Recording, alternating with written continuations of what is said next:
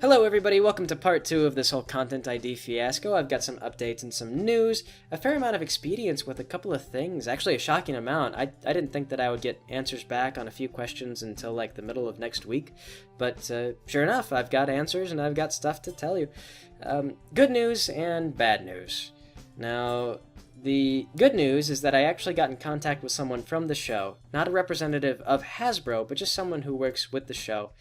And they gave me their take on it. They've got some experience with Content ID and what kind of stuff gets claimed. What are they looking for? Like, for example, there was a big fuss where somebody leaked a bunch of art assets from DHX, and then they were passed all over the internet, and those were getting shot down on YouTube. So she kind of had a look at the Mentally Advanced series, and she expressed, she goes, yeah, it looks fine to me.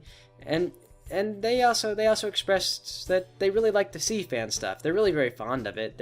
They're proud of their work. Her tag was like, "Go check out Rainbow Rocks" and everything. So they're very fond of everything that they do. They're fond of the fandom.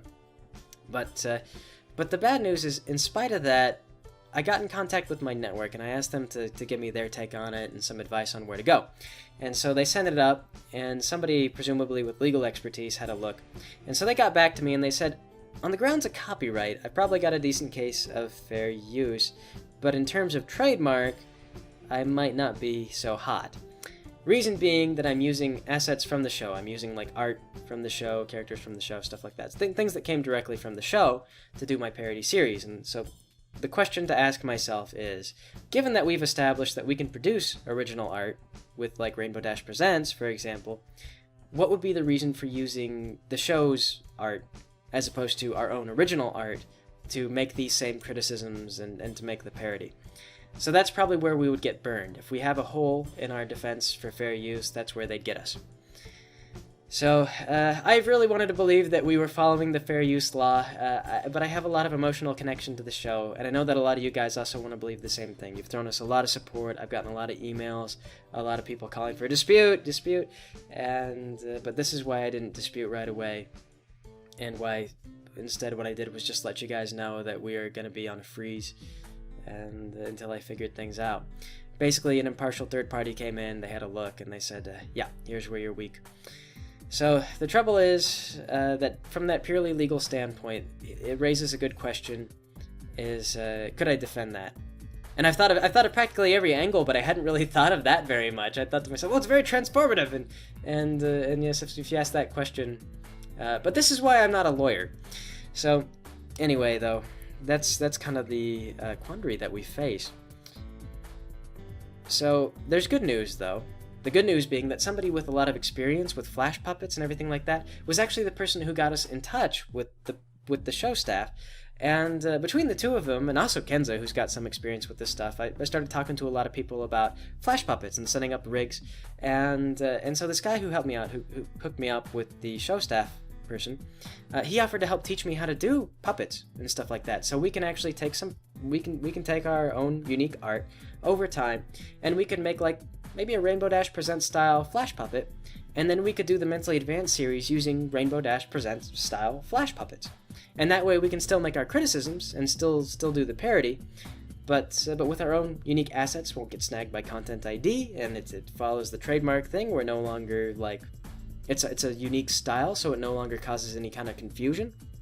And that would be how we would do it, and that would work. Trouble being that I know nothing about flash puppets or anything like that, so I'm going to have to learn. And it's going to take me a while. I'm going to be bumbling. I'm going to be really just very, very ugly. It's not going to be good. It's a skill. It's an art. It's a skill and an art. So, unfortunately, that means that the Mentally Advanced series is going to go into hibernation for a while. And we've been in hibernation in the past. We will come out of it. Like I say, for those of you doing reviews, the general idea has been that it's all the Content ID system, and the Content ID got me based on just, like I said, the sheer volume of pictures that we've used. So if you guys are doing reviews, if you guys are talking about the show, you might be cool. You're probably cool, just so long as you don't use too many pictures, or as long as you don't use clips that are too long. It's hard to say, though, because YouTube is such an unpredictable platform itself. It's really the site that'll nail you. Because Hasbro themselves, they're not really prowling around. And if you look, I've seen cease and desists from them, and they're very cordial.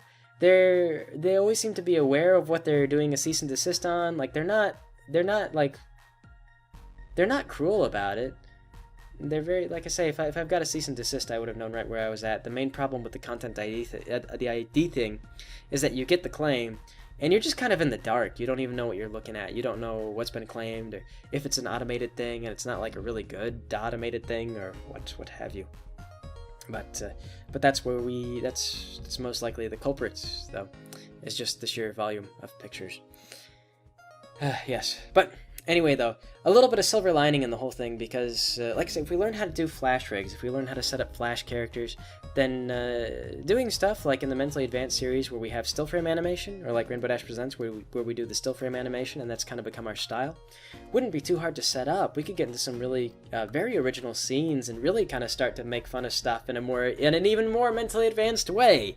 So it could be good for us, in spite of the fact that we're going to have to take some time out to learn the programs and understand what we're doing, at least well enough to get a product that's not going to be just beyond terrible. And I'm, the whole Mentally Advanced series, if you guys remember the very first episodes of the Mentally Advanced series, I am the type of guy who will take, like, zero experience and just a terrible quality and just run with it. And so you might see me doing this. I'll try my best, but I like to jury rig things. I like to learn hands-on. So depending on how quickly I feel comfortable with just smashing things together and saying, "They're done, I have a product," it depends on how that'll be the deciding factor on how soon before we see another Mentally Advanced series. But until I get that figured out, until we get that sort of thing taken care of, that is what will happen. One thing that was suggested is that I might use flash puppets that have already been created by the fandom, and these have been released, and these are not following. They're like similar to the style that Hasbro uses, but they're not exactly identical. I don't know if that would be enough to get us away from the trademark thing, but it would get us further. The best thing really would be to just get our own assets in the Rainbow Dash Presents style. Problem being that PetterUp is absolutely slammed with work. Monster Cat has him doing a lot of different projects. Some really big stuff has come up right now, so it's going to be a while before he can get us any assets like that. He really can't just sit down and knock that stuff out. Although he's been talking about doing more arting with PetterUp in the future. He's got some plans for that. I've been discussing it with him. And anyway, in the meanwhile, we're going to keep doing our videos. We're going to keep doing the Let's Plays, the music, and everything else. I'm really sorry about the Mentally Advanced series, guys. I know that a lot of you really love it, and that you got into my channel because of it. And I like it too. I really enjoy doing it. I've really kind of bounced around a lot in life, and never really thought to myself that I would develop a passion for like writing, voice acting, drawing stuff. I've been teaching myself how to draw, like I say, and it's been a lot of fun. And yeah, hopefully it'll work out. And like I say, we've received a lot of emails, a lot of support from you guys. We've had some extra bids on Patreon, and I just gotta say, I really appreciate it, guys. Without you, we never would have gotten to the point where we would be hit by a second content ID wave. It's a silly milestone, but maybe for the better for us, because if we retool everything and we start to learn how to use flash puppets and start being more original, then we can proceed onward to more original content, and we become really kind of an actual studio. And then we'll have our own original characters. We can see how things go with that sort of thing. We will be doing a lot of neat stuff.